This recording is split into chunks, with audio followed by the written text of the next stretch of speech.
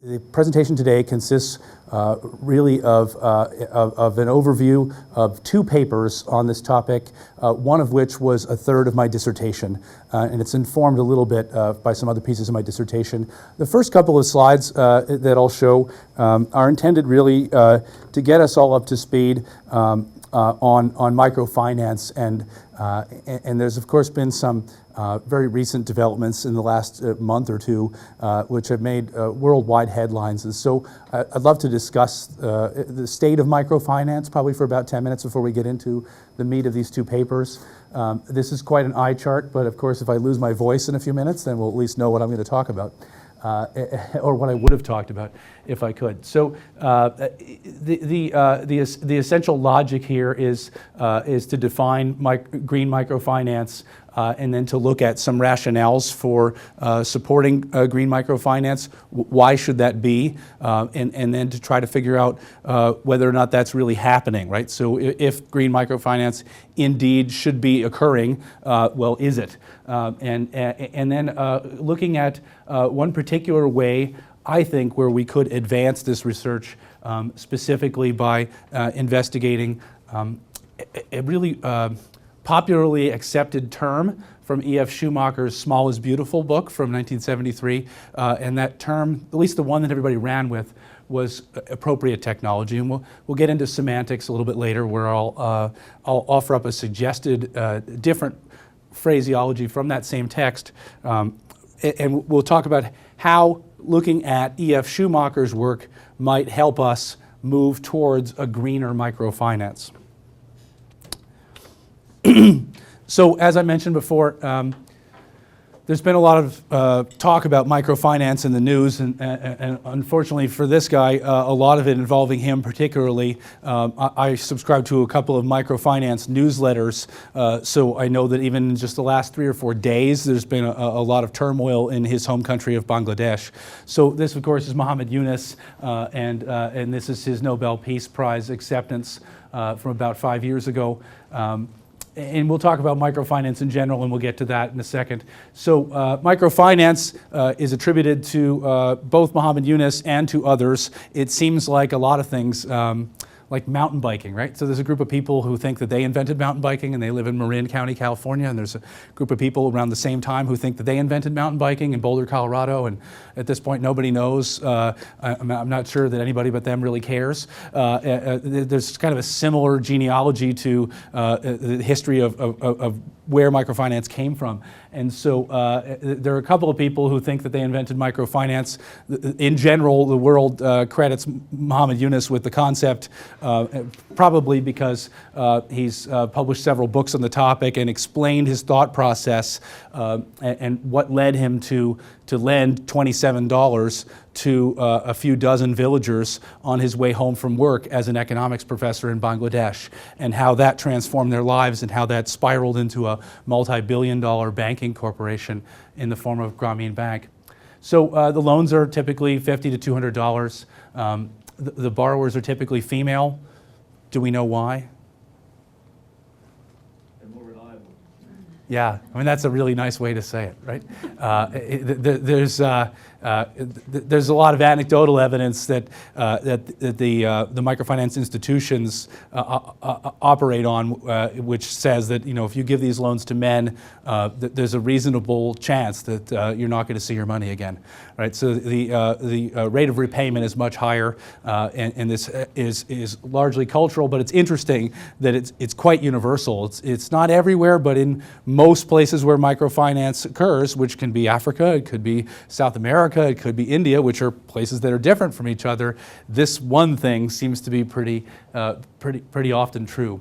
The funds are applied to a wide range of projects, including, and here's a bunch of examples, but it's really unlimited. I mean, anything that you could catalyze that would be a very small business is something that would be fair game for microfinance to help you with.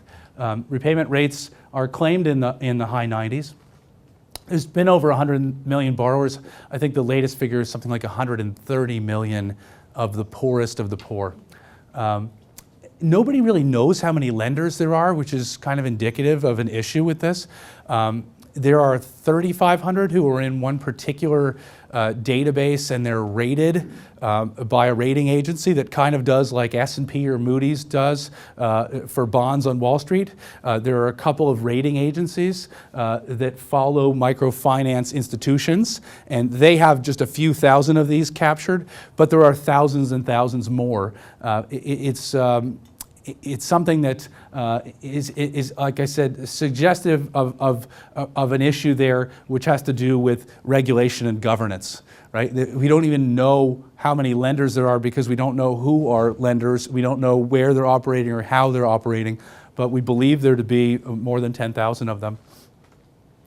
Big companies are involved, right? So this might also be a red flag for folks because you look at this and you know that Eunice's philosophy is about helping the poor, and then you look at companies in this list here: Sun Microsystems, Morgan Stanley, Deutsche Bank.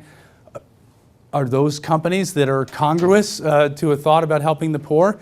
Maybe, maybe not. And so maybe there's some corporate social responsibility behind this. Maybe it's similar to the base of the pyramid rationale, where they see 4 billion people in a future target market for whatever their services are. But this is something that I thought that we ought to have on the table before we enter this discussion about green microfinance. Microfinance is the umbrella term that includes microcredit, microinsurance, micropayments, microsavings, microfranchising, and now microconsignment.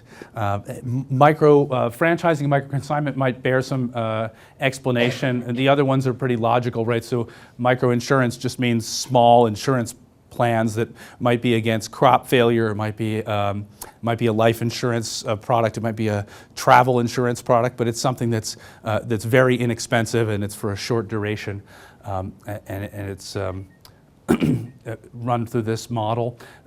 So micropayments, so the idea there is that if you have borrowed a very small amount of money and then you are paying some fraction of that back with interest, then you might only be needing to pay a few pennies, or something that's in the neighborhood of $1 or something, and that the bank is going to have a great expense getting out to your village to collect that from you. So micropayments are increasingly being delivered on mobile phones, right? So there's mobile phone applications with particular success in Kenya, which enable people to make their payments on their microfinance loans without having to actually meet up with a loan officer. So this is spurring a lot of wonderful innovations. If you hear a talk from any of the say the sort of top 10 usual suspects, microfinance keynote speakers at a particular event, what they're all talking about now is that micro savings is the next frontier, that the poverty trap essentially involves a lack of a buffer. It's not fun living at the bottom of the pyramid, and people are working their way slowly out of this. But if somebody becomes ill, one of the breadwinners in the family, or if there's some other kind of a unforeseen disaster, this can be absolutely critical to the success of this particular family unit. And so micro savings is really the next frontier. Micro franchising, the idea here is essentially a business in a box. So just as franchising offerings take the risk and the mystery out of making hamburgers, both for the customer who knows what to expect when pulling up outside of a particular restaurant, but also for the operator of the business. It really provides a recipe, a cookbook. I mean, there's all sorts of related metaphors that help a person feel like they're going to have a better chance of it when they're trying to start a small business. And so there are a couple of these that have been wildly successful. One of them was beekeeping in Kenya. There are 7,000 apiaries in the hands of villagers all across Kenya. And they are producing a wonderful high grade of honey that not only now is found on all the local store shelves, but is also being exported to North America for a premium price because it is coming from a microfinance scheme, and therefore it's an appealing order winner on the grocery store shelves in like a Whole Foods type of environment. Micro consignment, the idea here is that that manufacturers of gadgets or devices might extend those product lines to people who would then go out and sell and evangelize and advocate them without having to be paid for them up front. And so there's one particular business that comes to mind. It's a wonderful example of this. It's called Power Mundo, and they operate mostly in Peru, but they're expanding.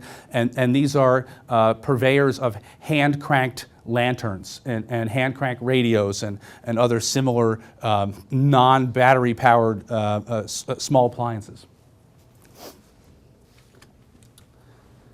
So the driver behind the news story that was a worldwide sensation a couple of weeks ago really has its genesis there in India.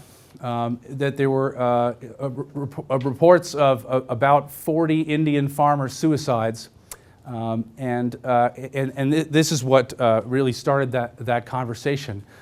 It has resulted in the last couple of days in the government of Bangladesh forcing Muhammad Yunus to retire. The rationale that they're broadcasting is that he's 70 and therefore he's 10 years older than the normal mandatory retirement age in Bangladesh. But everybody looking at this can see that this is a reaction to the worldwide discussion about whether microfinance is good or bad. Did any of you hear Muhammad Yunus on CBC? Yeah, so I remember he was on CBC, and I was in the car and I had to come into work, but I just stopped and sat there and listened to him, and so what he was saying was the real issue here is not microfinance in general. It's microfinance that is profit motivated, right? So again, we don't know how many lenders there are. We don't know who they are. And several of them may be operating in excess of these interest rates, which look appalling to us in the North American context. Do you have any thoughts as to why are those rates so high? That for 30 years, microfinance has been something that everybody's found to be a wonderful tool for alleviating poverty. It has always had interest rates in this range. Why are we okay with that as a society?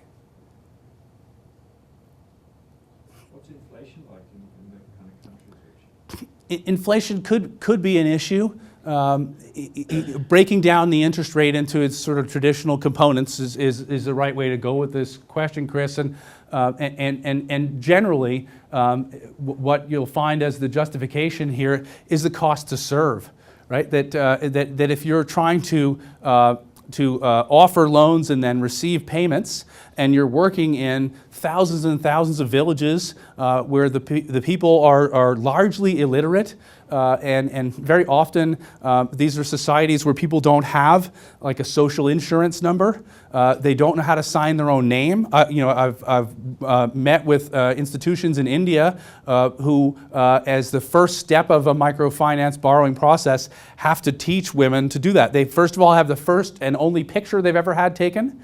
These are 40-year-old women in a village. It's the first time that anyone ever took their picture, and then their picture is printed out and stapled to a card, and then they're taught how to sign their name, right? And so it's almost beyond informal the nature of this economy in which microfinance operates best, and that has been for the most part the justification for microfinance interest rates being so high. I think it also corresponds pretty closely to the very high discount rates that people in villages have. That money is worth a lot to them now, much more than it is a year from now. So Brian, leads us to another of the justifications that is proffered by one of the protagonists of a for-profit microfinance group called SKS, which operates in India. And what Vikram Akula would say is you have to look at this relative to the ROI.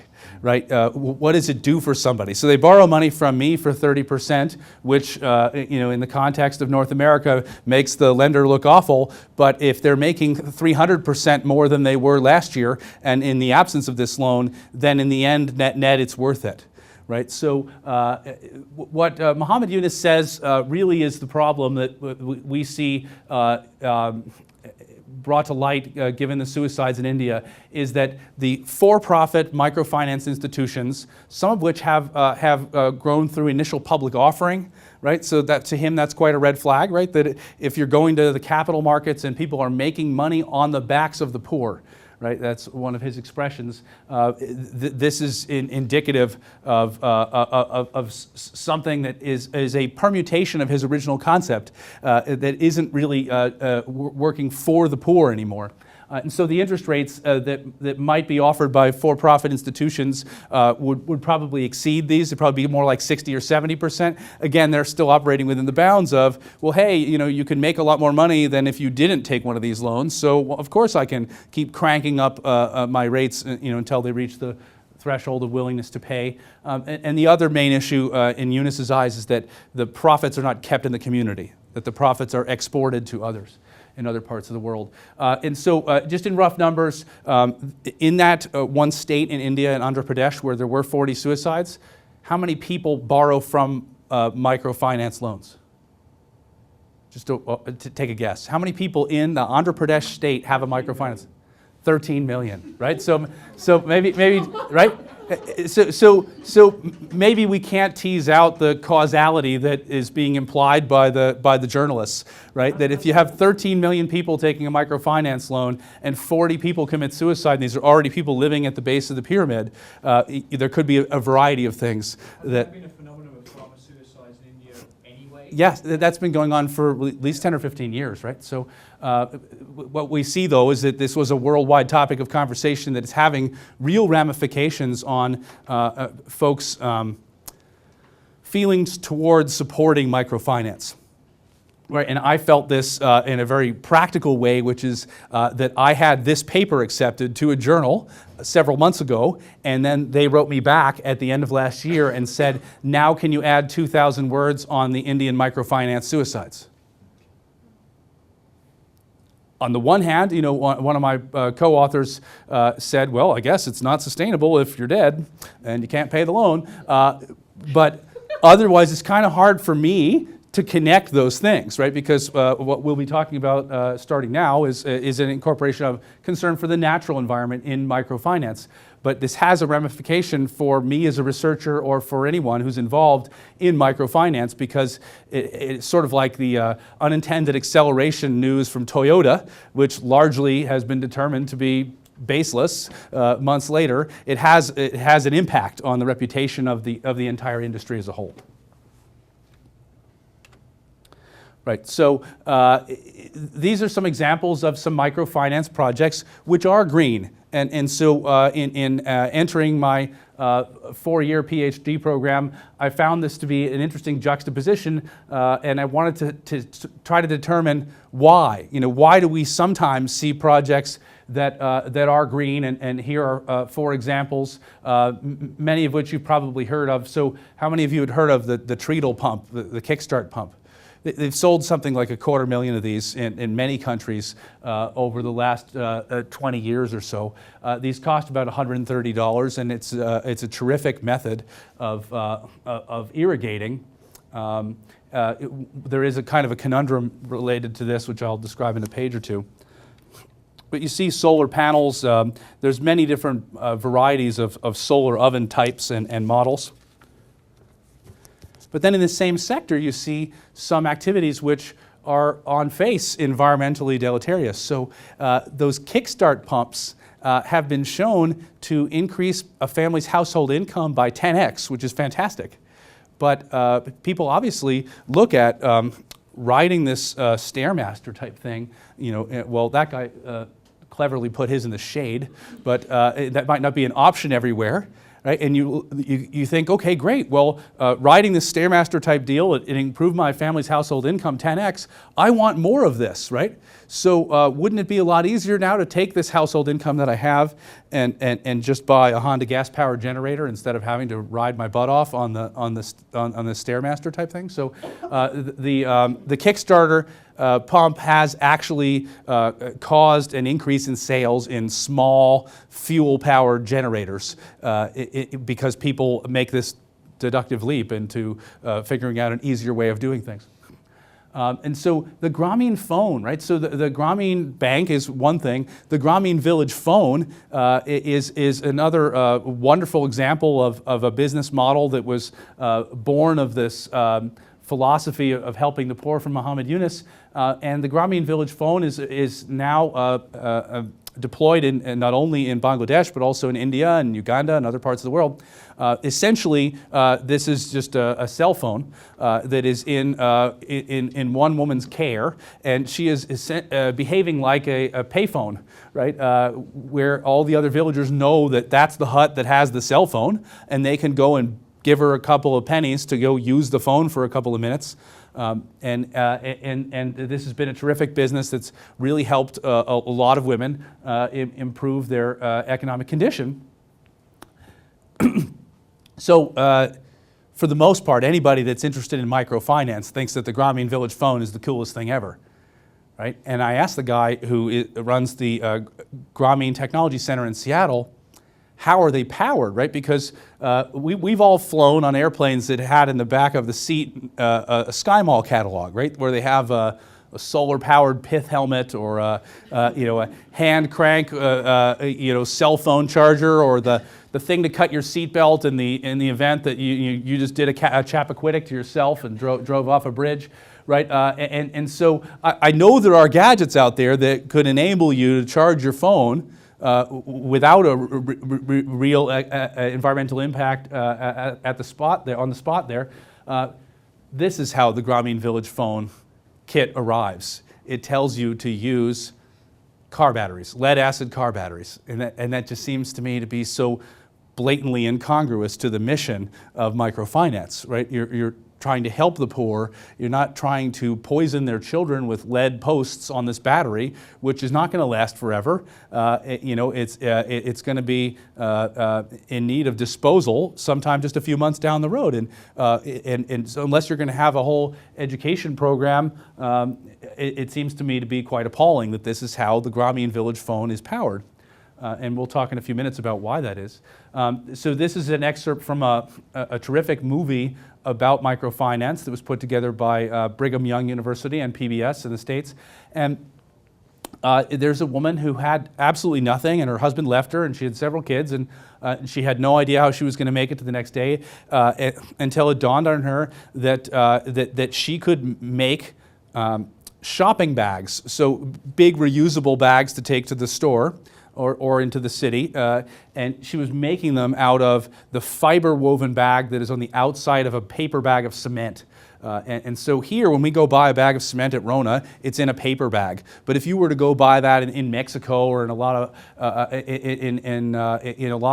of areas where microfinance is prevalent, that people know that bag needs to withstand a much harsher trip on the way home from the Rona, right? It's not just going in the trunk of your nice clean car and then coming home and putting a post in your yard. It might have to ride the bus for 30 miles. It might have to ride on a burro. So it's in a fiberglass type bag. And so what she did was she built a business washing and then sewing a handle onto these bags that were the outer bag from a bag of cement. And you see in the course of the movie that she expanded from just her doing that. She has 15 women doing that. So there are 15 women washing hundreds of these bags, which still have cement residue all over them, into this very small river. Right? And you look at this and you think, okay, I don't mean to be a jerk because it does look awesome that it really helped her particular life in this case, but wow, is that changing the river chemistry for somebody who's fishing? Even if we keep our frame to a totally anthropocentric view of things. This juxtaposition is what led me to dig into this research further. In the literature review, I found that there were 4 good rationales for incorporating concern for the natural environment into microfinance. 3 of them are anthropocentric, right? So more of in a general sense for the poor, for the women, because we know that women are mostly exposed to all of these issues when they're cooking and when they're operating these businesses, depending on the nature of the business, of course, and for the children, right? So the first thing I think of when I see that lead acid battery that you're introducing into somebody's home in Uganda because they're going to now make some money, essentially acting like a payphone. Well, what are their kids going to do with this new car battery that's sitting there in the living room, right? That's going to be a point of interest, and they're going to climb on it and touch it, and these are all the things that we figured out decades ago are terrible for children's development. And then finally, for the planet itself. Looking at these 4 rationales as a reason to integrate a concern for the natural environment into the microfinance lending process, I looked at a data set which consisted of 40 different MFIs operating in 7 different Asian countries. It wasn't the biggest database that is available online. There's one called Mix Market, which has over 1,300 different MFIs information. But the information that they have is almost entirely financial information. On any given MFI, they probably have 4 different Excel spreadsheets depicting the payback rate, the amount of loans that are out right now, and how that's changed over time. But what they don't do consistently on the mixed market is that they don't ask the lenders for any documentation of their way of doing business, their philosophy, their mission statement, their values, their lending criteria. They don't ask consistently for lenders to upload those things, and so it's really few and far between that actually describe in some way the kinds of decisions that they make along these lines. But what I found was with this smaller network, I was able to drill down to the lending criteria on every one of the members of this network, and which will in a few minutes we'll be talking about limitations, and it would be terrific to have a higher N, but at this point this was the only database that had the level of detail that was needed. Right. So the research question: what percentage of MFI lending criteria require the protection of environmental quality? So in a couple of slides we'll look at a couple of examples of lending criteria. This is a description of the methodology, which is content analysis, which is, I understand, pretty popular here because that En Vivo workshop was really a sellout just a week or 2 ago. So those of you familiar with it understand that content analysis is really quite the choose-your-own-adventure methodology. There's several different toggles that you can flip, and so in this particular paper, as opposed to other papers in my dissertation, we're looking at a qualitative, descriptive content analysis that is investigating research questions as opposed to hypothesis testing. The rationale here is that the field is not long-standing enough. There isn't enough history to be able to formulate proper hypotheses here. That it's still an investigation in the truest sense, and that we're basing this investigation on theory rather than grounded theory. So yeah, here's the excerpt from the content analysis guidebook. Lacking a strong basis for a firmly stated prediction, the researcher can only formulate research questions. So again, this is justifying that use of this particular methodology. So here's an example of a lending criteria document. Like I said, these are really hard to get a hold of. I got this from a friend who was working at Grameen in North Africa. This was translated from French. There might still be some typos in there. But a lot of the sort of baseline concepts we talked about at the beginning of this would bear out here, right? So a majority of women, that there is also, it's possible for men, but we still have some different hurdles, right? Because we really don't trust them. You would have to be Tunisian, right? You have to be local, if for this particular product from this particular lender, you would need to already have a microfinance business or the capacity to create one, to be in this target population in this particular region, and then what they're saying here is. That a public sector job in Tunisia must be considered the high life, right? And so if you are a civil servant, you've totally made it, and this is not for you, that would be unfair, right? So this is where those with the money make the rules. And I'm finding that because the drivers behind being involved in microfinance are so strongly humanitarian, people don't think that way. Right? That the people who work at a microfinance institution are concerned with serving the poor as broadly as possible, as quickly as possible, that providing some structure around what businesses are they undertaking, how are they doing them, that's just not even up for discussion because it's not part of that whole ethos of working in a microfinance institution in a humanitarian capacity. So this stuff up here talks about how these particular loans, typical to many that are modeled after Eunice's initial learnings, are given in groups, right? So the group ends up guaranteeing the loan for each other. So in Africa, we met a woman in March of last year. Just had an amazing story that so beautifully explained why this is important.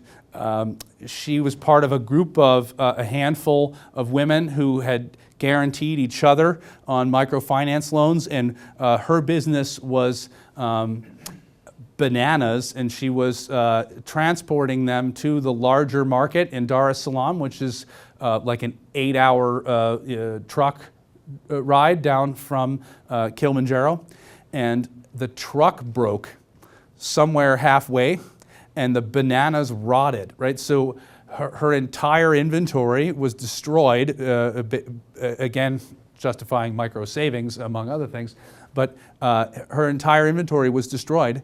And so all the women got together upon hearing this news, and they just bought her a whole new truckload of bananas, right? And then over the course of the next few months, she was able to dig out of that and pay them back, right? But this group structure ends up providing something of a buffer for people who live on the edge to begin with.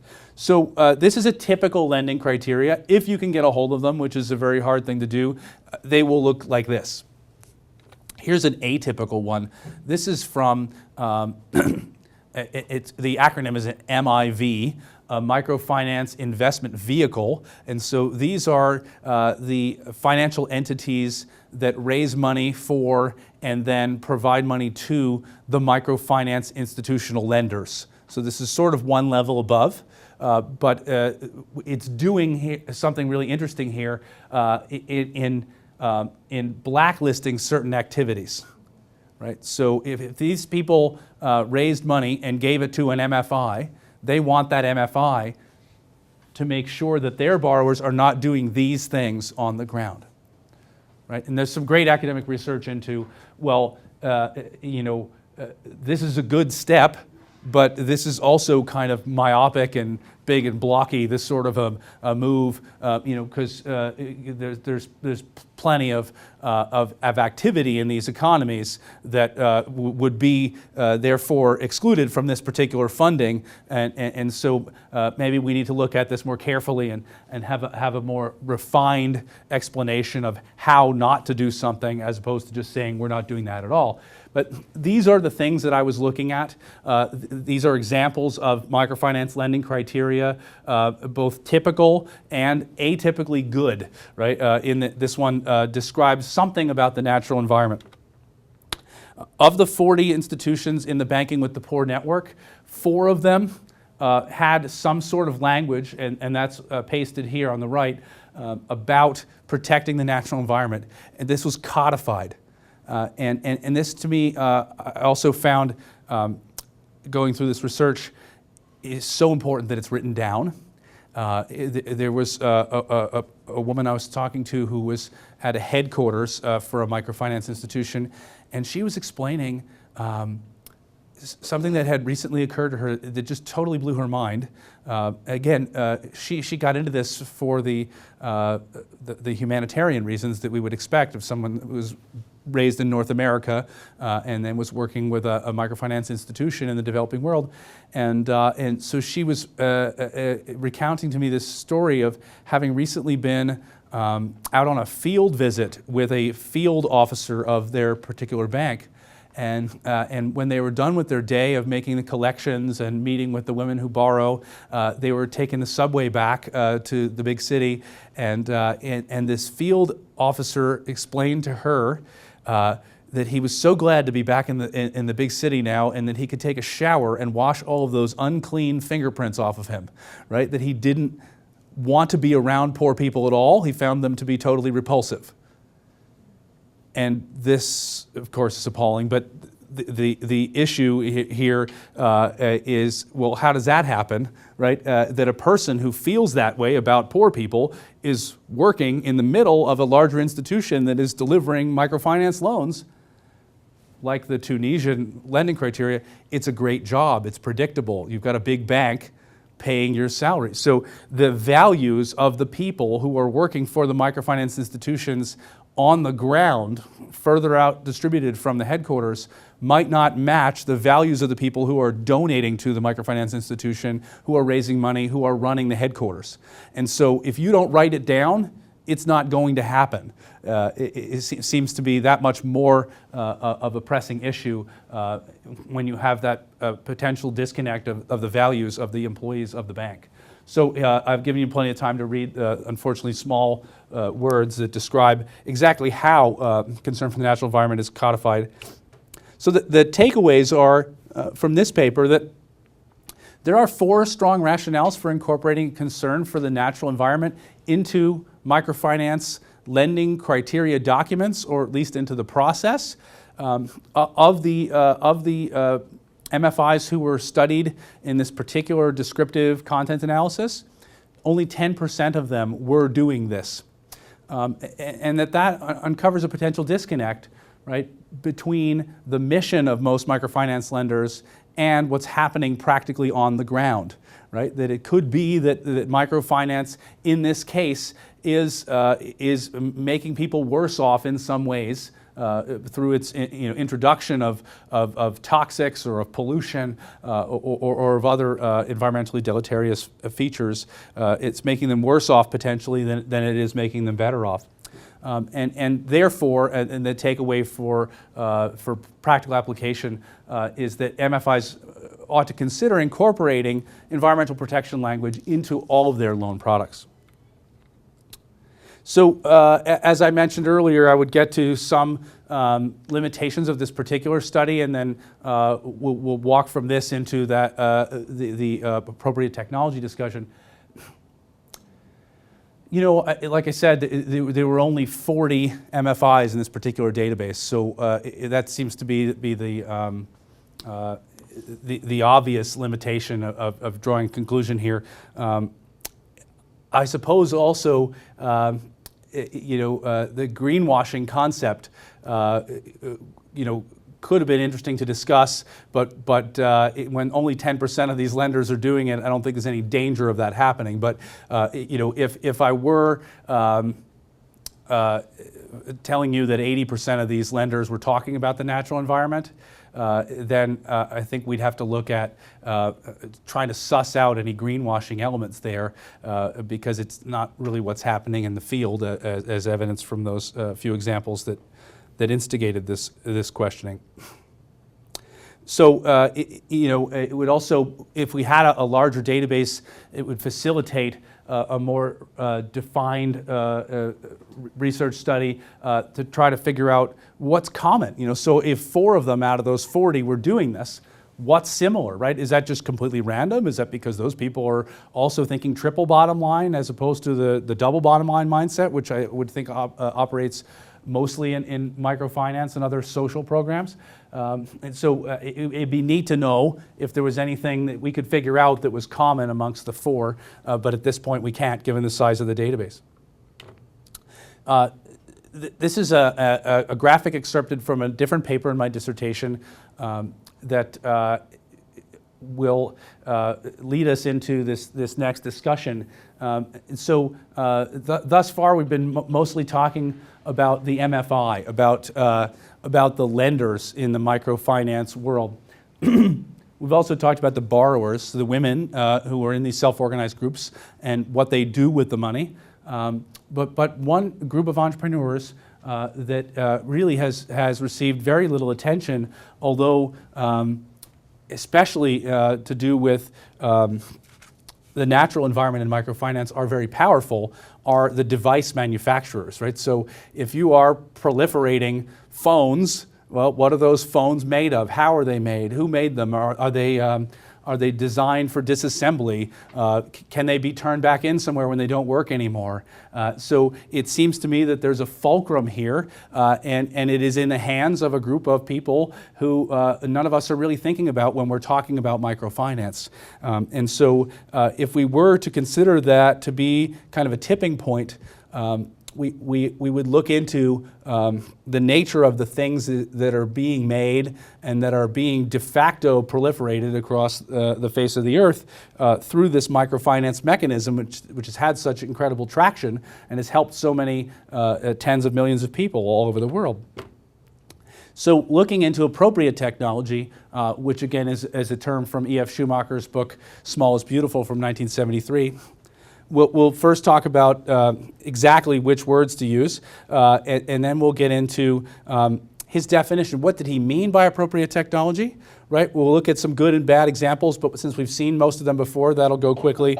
And then I want to propose to my colleagues here that we could maybe flesh out a more robust criterion for a microfinance institution that is trying to evaluate which technologies to promote and expand through their microfinance operations, and which to exclude and why. So, appropriate technology really caught on as a phrase. There are appropriate technology societies, there are appropriate technology events. The company that makes the Kickstarter pump is actually, the company is called AproTech, which is just a truncation of appropriate technology. Yet there's such condescension in that word for me, right? Because you're saying to someone, "Oh, this is appropriate for you. You know, we've decided this is the technology that you should be using because we know better than you do," right? Which in any investigation of microfinance or the natural environment in the developing world is something you better get out on the table, right? And so I would prefer to use intermediate technology, which E.F. Schumacher used interchangeably in the text, but people just ran with appropriate technology, kind of like running with greed is good out of Wall Street, right? It's a soundbite, and unfortunately they picked the less pleasant one. But if I could hopefully tweak people's usage of this concept, I would have us using the phrase intermediate technology, which is described specifically here in the Schumacher text.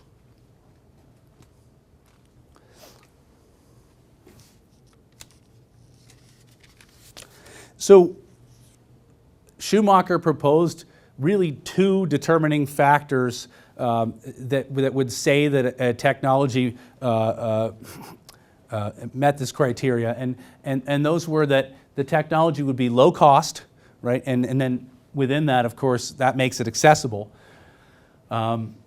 He wanted also to avoid the negative demonstration effect of high-tech products. This book is from 1973, which means it's about things that happened in the late 60s in terms of international development. And so his concept of a computer was more like my dad's concept of an IBM mainframe that's the size of a Sub-Zero refrigerator, right? And there had been a whole bunch of unfortunate examples of people from different cultures descending upon a developing area and providing them with what they thought was help, but really leaving them with a bunch of junk, right? And there were stories of people using satellite dishes as clothing drying racks, right? I've seen satellite dishes reused as solar ovens, right? If you line the satellite dish with tin foil and then you hang a pot of water from the center of it, then you can boil a pot of water just like you could fry an ant with a magnifying glass.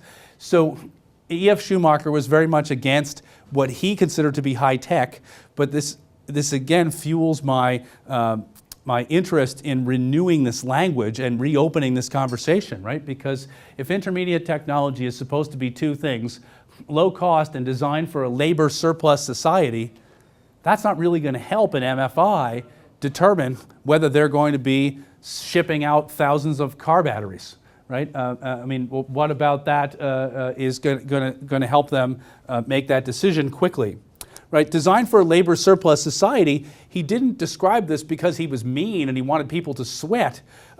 He's an economist, and so, well, maybe that's the same thing. I don't know, Charles, how does that? But what he was saying was that these are economies where there are lots of people just sitting around, right? And that's not because they're lazy, it's because there's nothing for them to do. The society hasn't developed in a way that has, reasonable approximation of full employment. And so if people were to be using devices and gadgets in economic development, then they should meet these two criteria. And the second one was largely to take advantage of the fact that there are lots of people sitting around and we could have them pick up a yoke and push on it, right? So again, here's another larger quote from the text which talks about particular applications.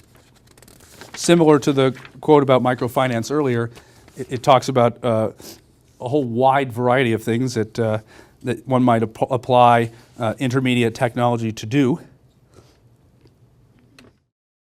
He makes a point of saying this does not imply going back in time to methods now outdated, right? And that's interesting because examples that do seem to suit this very basic definition of an intermediate technology, they do sort of look like something that could have happened years ago.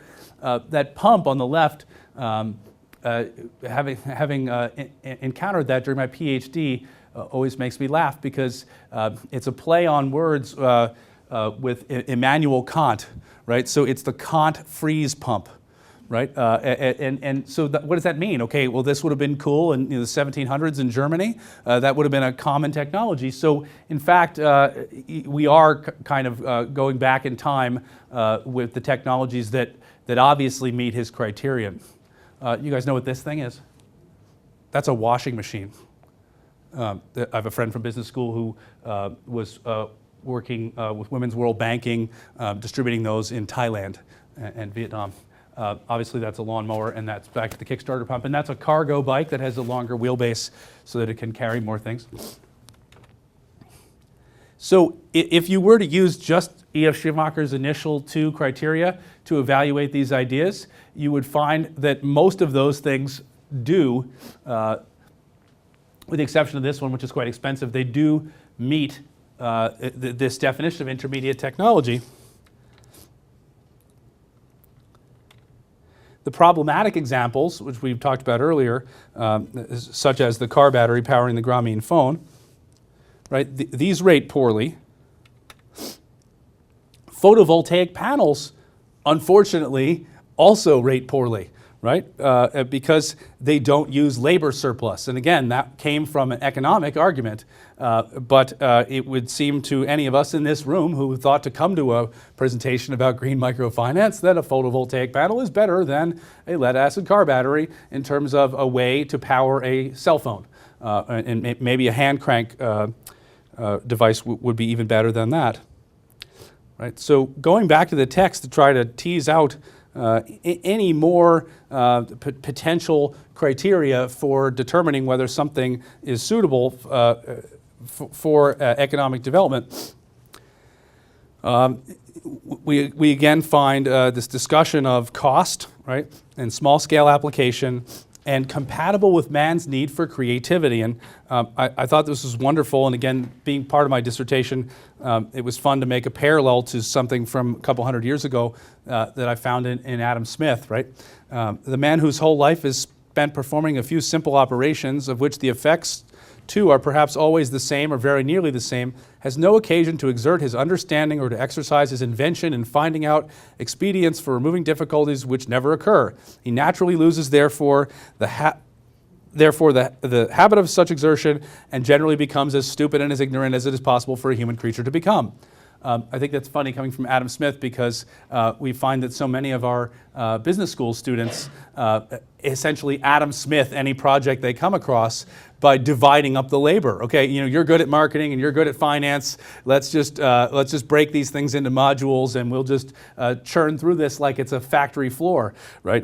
But Adam Smith foresaw this, and so it seems to me that this bears some relation to this labor surplus requirement of the definition of intermediate technology, right? That we can all relate to the person who says, no, I'm tired of riding my Kickstarter pump thing. I would rather just buy a gas-powered Honda generator and have it pump for me, right? We can all relate to that as much as we think, oh no, what if that's happening on some widespread scale, right? So facilitating creativity, which was this other criteria that I teased out of the text, is shown here in the right-hand side column, and what you can see is that now nothing actually does all three of these things well. So initially, the Kant freeze pump and the hand crank washing machine, they were looking like the kinds of things that it would be easy to help an MFI to analyze when they're looking at what devices to actually proliferate. And now that we've gone back and we've put some more thought into what life is like when you have to, physically ride a machine in order to pump your water, and you see that there's really nothing out there that does all of these things well. And as I'll go quickly through a couple more tables and then close up, I'm hoping really to open a discussion. The idea here of evaluating intermediate technology on more than just Schumacher's initial two criteria is something that's very much a work in progress. And looking at these problematic examples and adding more columns to this table, the reason why the Grameen Technology Center uses car batteries to power the phone is field repair. Right? That it's not that they're oblivious to the same things that we would think when we hear that someone's shipping car batteries all over the world. Well, the thing is, if you break a car battery, you can go get another one. It's a completely easy to understand and a very replaceable product. That if you had a photovoltaic panel and it stopped working, what is somebody going to do about that? Right? And that's where it ends up being their laundry line. Right, or something along those lines. So, okay, just for argument's sake, if those were the four new criteria to evaluate an intermediate technology towards a greener microfinance landscape, well, it's one thing to have different criteria. Let's see how they add up as they stand, and then let's talk about potentially involving some weighting, right? Which of those are more important to us? To the Grameen Technology Center, field repair is the ultimate be-all and end-all. That makes all the decisions in their headquarters in Seattle, right? To us, we might have a different value set if we were trying to think like any number of the 10,000 MFIs out there to whom this research is eventually hoping to speak. Right, so trying it without weighting, clean tech fails. So what does that mean? Now that these things are low cost, now that you can buy a windmill on eBay for $600, we shouldn't be doing that? Well, tell that to this guy. Who remembers hearing about this guy? It was a media sensation a year and a half ago, right? So this young man from Africa put together a windmill and powered his whole house and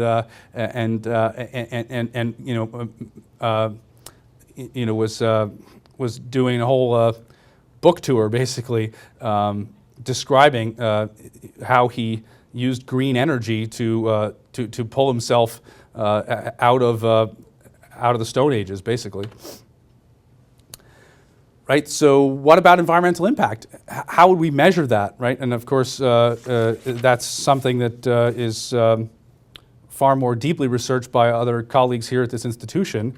But we can understand easily that it has several different facets, and whether that's a life cycle analysis of the particular product, or other ways of going about understanding what the environmental impact might be, whether a product is designed to biodegrade, whether it's designed to be disassembled, whether it has some kind of a recovery program that is in place so that we know what to do with the thing when it's broken and old, as opposed to just focusing on getting it out there in the field without concern for end-of-life issues.